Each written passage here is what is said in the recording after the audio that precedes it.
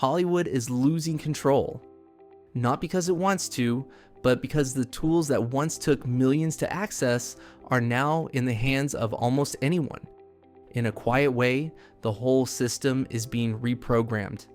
AI isn't replacing filmmakers, it's rewriting what it means to be one. The pitch, the visuals, the edit, all of it is shifting. Not because the studios want to, but because the ones left out are finally getting a chance.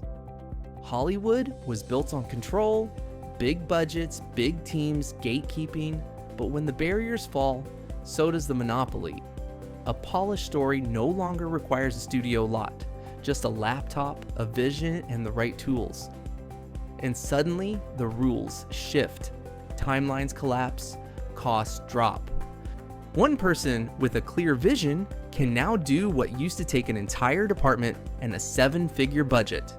The tools aren't perfect, but they're improving at a pace that's hard to keep up with.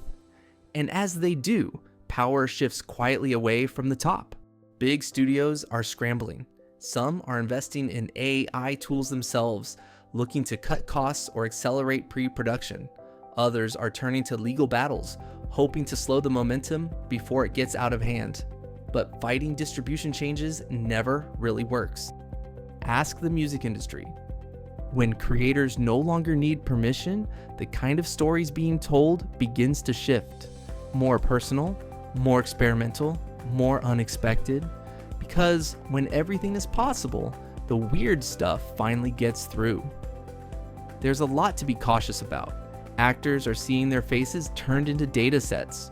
Writers are watching AI models learn their voice. The pace of change is brutal, but ignoring it won't slow it down. Because AI isn't removing creativity, it's reshuffling the deck, giving new players a seat at the table and giving old players a reason to panic.